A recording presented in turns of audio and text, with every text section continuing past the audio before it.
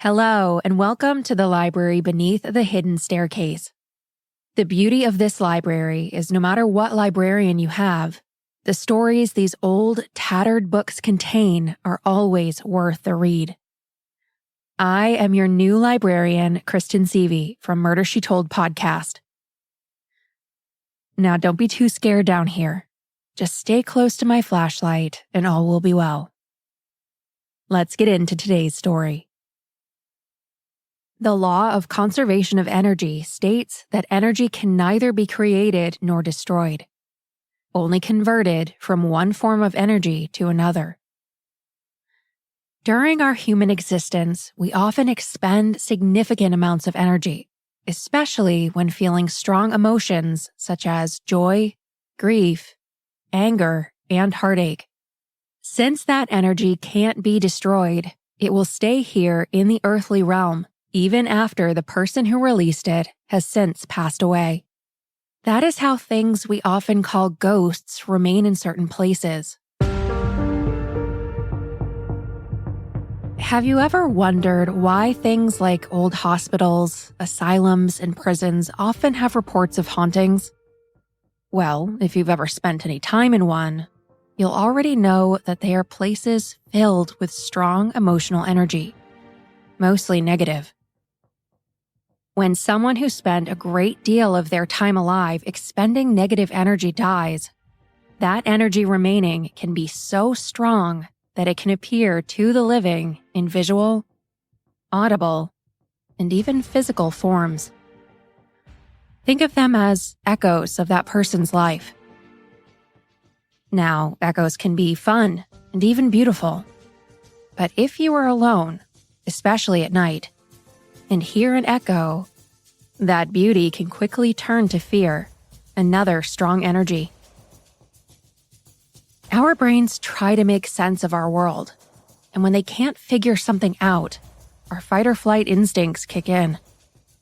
When we come face to face with the unknown, especially when we can't see it to fight, the flight in us takes over, and we race out of the situation. All of that is our brain's way of keeping us alive. What do you think you would do if placed in a situation where your brain can't rationalize what's happening around you?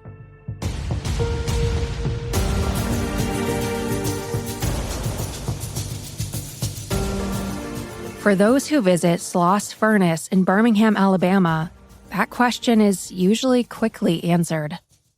Opening in 1882, Sloss Furnace was the main manufacturer of pig iron in the United States, supplying steel for New York's skyscrapers and even vehicles being pumped out of Detroit.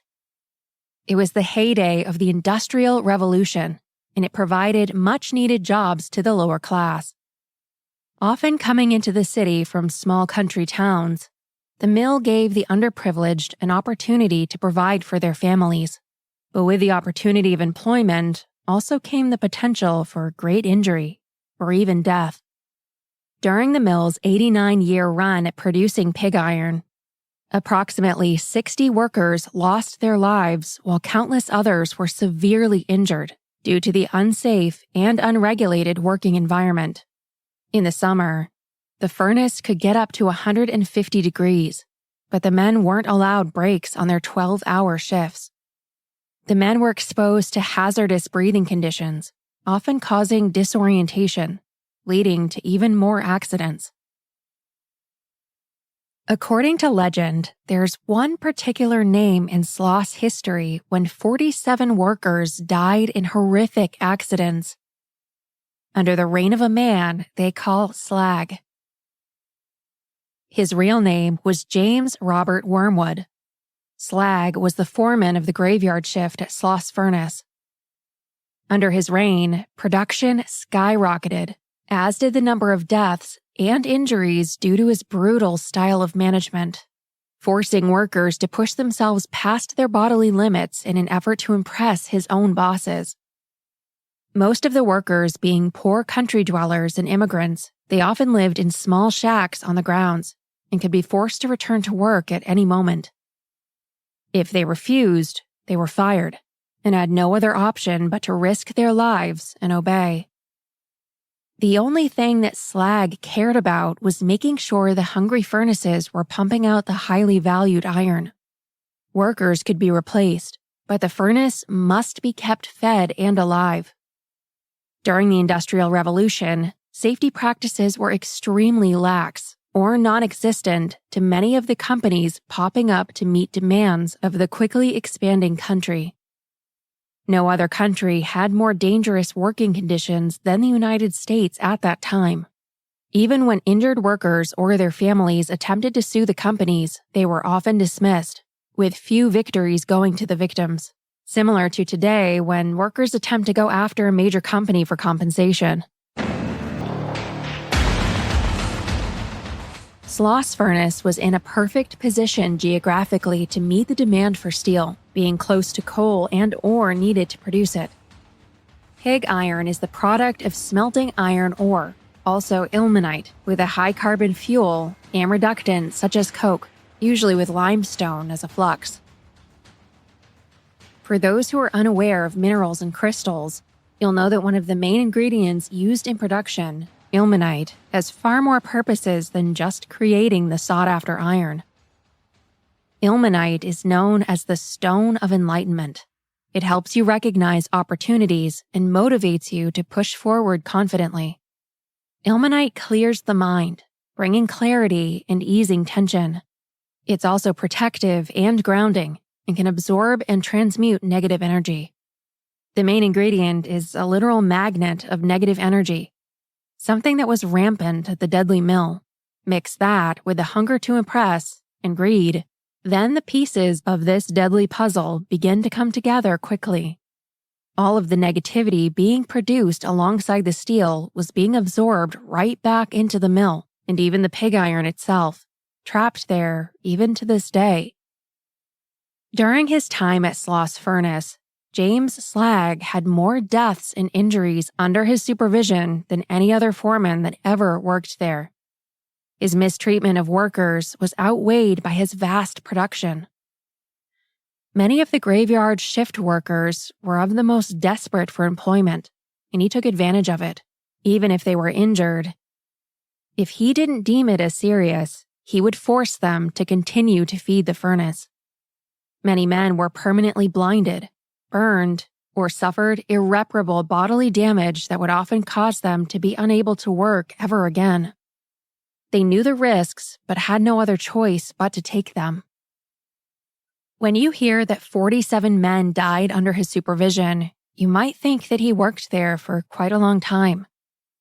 But that would not be the case. All of those deaths occurred in only 3 years that he was employed at the mill. Of course, someone with the results he had wasn't fired. Old Slag met a more grisly fate in October of 1906. Workers at the time stated that he must have become delirious due to the methane gas that the furnace produced. They claimed that he was standing atop one of the highest blast furnaces, also known as Big Alice. Slag is said to have lost his balance and plummeted into a pool of molten iron ore, melting his body almost instantly. No workers were ever brought to trial, but it's believed that they had grown tired of his treatment of them and had all joined forces to feed him to the very furnace that he cared about keeping alive so deeply.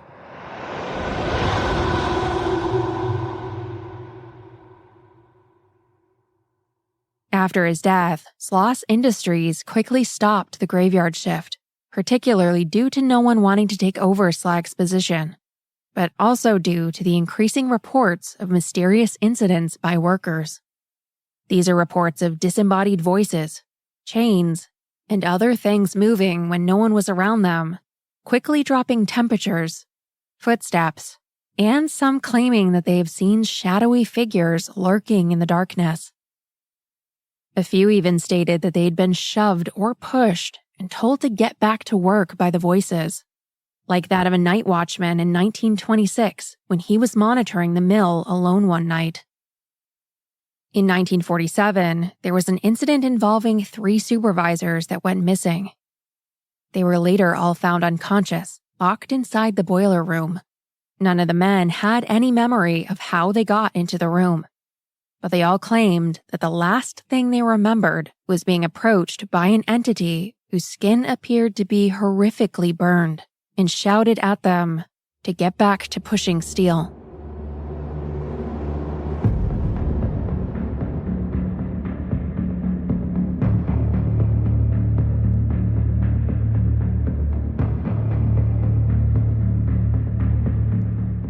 The night before the plant closed in 1971 is when the worst occurrence happened, as a different night watchman was making a final, reminiscing last walk around. A figure that he claimed to be the most frightening thing he ever laid eyes on approached him.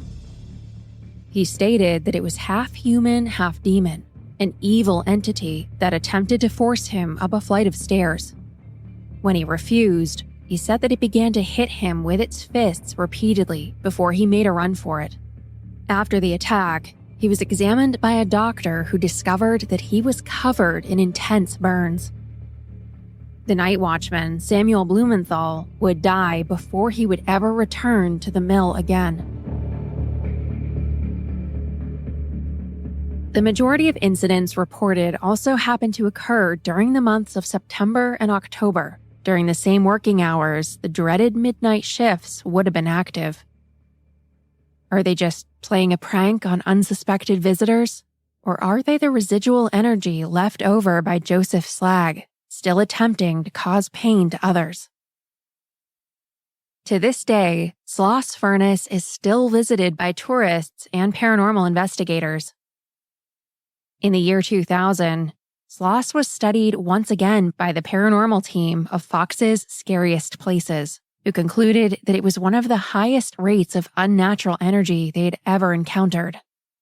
On October 4, 2003, while investigating the mill, a man named Josh Thomas, who had worked at the mill, was attacked and suddenly burst into flames after witnessing a strange, shadowy figure approach him. He suffered burns up and down his body and was taken to the hospital. He still cannot recall what happened.